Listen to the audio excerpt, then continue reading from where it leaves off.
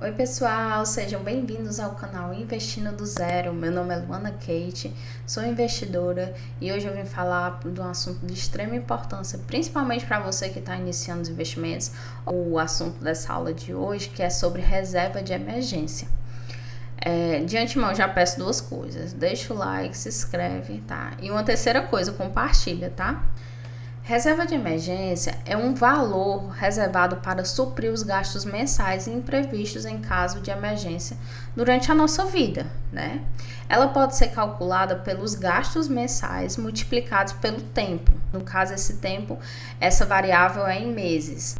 O ideal é que eu tenha na minha reserva de emergência pelo menos o quantitativo de valor para suprir as minhas despesas por 6 meses, mas também é muito particular. Tem gente que tem 6, tem gente que tem 10, tem gente que tem 12 meses, tem gente que tem 24 meses, 60 meses.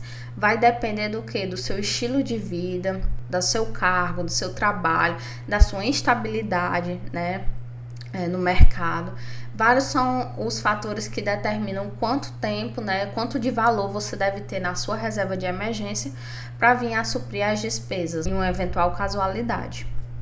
Eu botei até aqui dois exemplos, que é o primeiro, uma pessoa, né, que tem os gastos mensais de R$3.000 e ela quer montar uma reservinha de emergência de 6 meses. Ela quer ter 6 meses, um valor equivalente a 6 meses nas despesas dela. Então, como é que faz? Eu pego as minhas despesas, fiz lá, vi que minhas despesas são R$3.000, multiplico por 6. Então, a minha reserva de emergência é no valor de R$18.000. Vamos dizer que essa pessoa, ela é um pouco mais precavida, ela tem um trabalho instável, né? Ela é autônoma e aí ela quer fazer uma reserva de emergência que seja o período de as despesas dela do equivalente a 1 ano. Então é muito fácil, é só multiplicar 3.000 por 12 meses, que dá um quantitativo de R$36.000. E afinal, quando é que eu devo utilizar a minha reserva de emergência, né? Só quando eu estiver desempregado? É só quando eu estiver com alguma instabilidade financeira? Não, pessoal. A reserva de emergência, uma das principais finalidades é essa, mas tem outras finalidades. Como exemplo, o desemprego, né? As despesas, caso você tenha vindo a ficar desempregada. Para caso você precisa para fazer uma reforma, você seja um comerciante, um autônomo e quer aumentar o seu negócio, né? Você quer fazer algum investimento. Então, assim, você pode utilizar o dinheiro da reserva de emergência. Por quê? Por causa que se você for pegar esse dinheiro de bancos, né, eles vão te emprestar juros muito elevados, maiores, né, do que a rentabilidade que a reserva de emergência vai te proporcionar, sendo em qual aplicação ela esteja, né? Então, também se pode utilizar, né, nesses casos, para problemas pessoais, seja questões de saúde, enfim, diversas situações que possam vir a ocorrer, mas só em casos de necessidade mesmo, tá? Oportunidade de adquirir bens descontados, né? Ou seja, às vezes você, principalmente para quem é comerciante ou então algum empreendedor, eles veem muitas vezes certas oportunidades, né, de pegar algum bem, algum imóvel, enfim, a um valor bem descontado, né? Então eles podem utilizar essa reserva de emergência e depois vende, né, por um valor bem mais elevado, lembrando que esses retornos têm que ser a curto e médio prazo, porque a reserva de emergência é algo que tem que estar disponível quando você necessite, né? Já está dizendo, é uma reserva de emergência. E tem que se avaliar muito bem os casos. Por quê? Um exemplo meu mesmo, né? Esse ano de 2023, eu observei muitas oportunidades de investimentos, né, em renda variável. E eu tirei um pouco da minha reserva de emergência, né, para investir nos ativos, né, que eu considerava bons ativos e que estavam descontados, né, boas oportunidades. Mas assim, vai tudo depender de pessoa para pessoa, tá, pessoal? Não vai gastando o dinheiro da sua reserva, que já tá dizendo, é um dinheiro para uma emergência, tá? Mas é claro que pode surgir algumas oportunidades que você pode utilizar sim desse valor que está aplicado. E por onde começar, né, para montar minha reserva de emergência?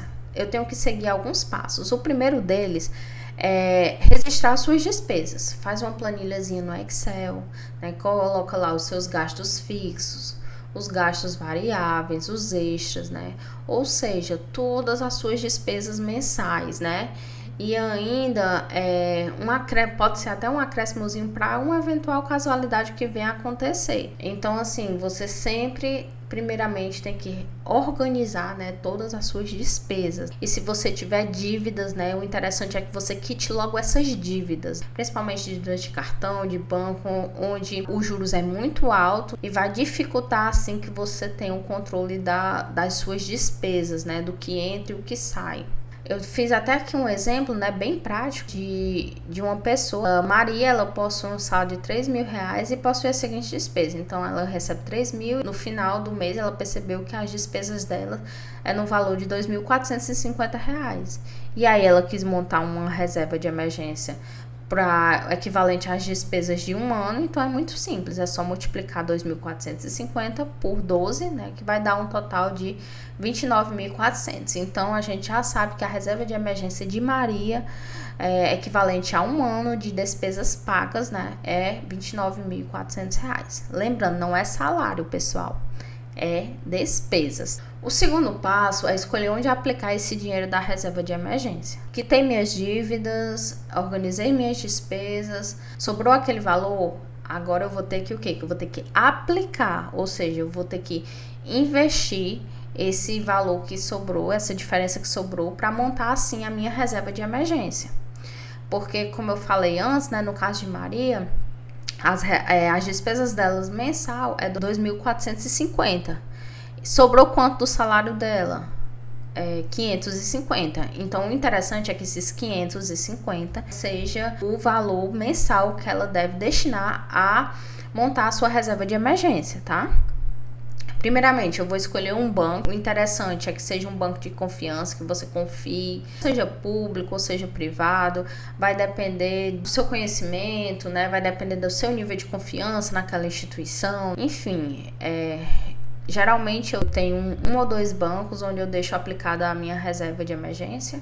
E aí, dependendo das oportunidades, né, e tudo, a gente às vezes tem pessoas que gostam de colocar só num local. Eu indico colocar só apenas em uma instituição. Outras gostam de dividir, né, para caso de algum problema, eu ter em mais de uma instituição, um valor aplicado. Enfim, vai depender de cada um, tá? Vai depender do seu nível de confiança naquela instituição. Outra coisa, aplicar investimento de renda fixa, lembrando que a reserva de emergência não deve ser aplicado em renda variável, e sim em renda fixa. O que são a renda fixa? São os CDBs, é o Tesouro Selic, né? E que não vão sofrer variações, ou seja, se eu investir R$1.000, eu sei que daqui a um ano eu vou ter aqueles R$1.000 e ainda mais uma rentabilidade, né? Dependendo de qual título ou então qual aplicação que eu vou colocar o meu dinheiro na minha reserva. Porque quando você investe apenas na renda variável, o que acontece? Pode ser que R$1.000 daqui a um ano esteja valendo muito, mas pode ser também que não esteja valendo nada. Então, assim, reserva de emergência tem que ser aplicado em renda fixa. E principalmente aquelas que têm liquidez diária. O que é isso, Luana? Ou seja, aquelas que na hora que eu solicitar o meu resgate, eu tenho até 48 horas para ter esse dinheiro em conta, né? Para que eu possa utilizar esse dinheiro, né? Às vezes você investe em renda fixa, mas em CDBs, em tesouros que o vencimento é 2, 3 anos. E aí, se você solicitar o resgate antes, pode ser que você perda a rentabilidade e ainda esteja numa marcação de mercado, ainda que você vá receber um valor inferior ao que você aplicou. E às vezes demora, ainda cai em conta, enfim. Tem que ser uma aplicação no CDB ou no Tesouro que seja de liquidez diária, tá? Outra coisa, não investir na poupança, pessoal, porque a poupança é um dos investimentos que dá menos rentabilidade. Todos esses CDB, Tesouro Selic, eles sempre dão o equivalente à taxa Selic, né? Às vezes até um pouco mais do que a taxa Selic. E geralmente a poupança, elas dão um percentual da taxa Selic, geralmente 0,7, 0,8, né? Então você tá perdendo dinheiro. Uma frasezinha que eu acho muito interessante no mundo dos investimentos é: se você não está ganhando dinheiro, você está perdendo. Então, assim, sempre é bom a gente procurar aplicações em qual tem um retorno, não, uma rentabilidade maior, né, do que a poupança. Outra coisa, nunca deixe seu dinheiro parado na conta corrente. Eu tenho um familiar que ele começou a montar, a gente falando, né, sobre reserva de emergência, e ele tinha a reserva de emergência dele na conta corrente, a mesma conta do salário. E aí o que acontece? Chegava um ponto que ele não sabia o que era reserva de emergência, o que era parte do salário dele, ou seja, ficava totalmente confuso. Além de não receber nenhuma rentabilidade, né, pessoal? Então, o pior de todos é a conta corrente, a depois a poupança, e os tops são realmente os CDBs e o Tesouro, né, o Tesouro Selic. Pessoal, é só isso, tá? Foi uma aulazinha curtinha, né? Espero que vocês tenham gostado do conteúdo. Qualquer dúvida, deixa nos comentários e falou, até a próxima!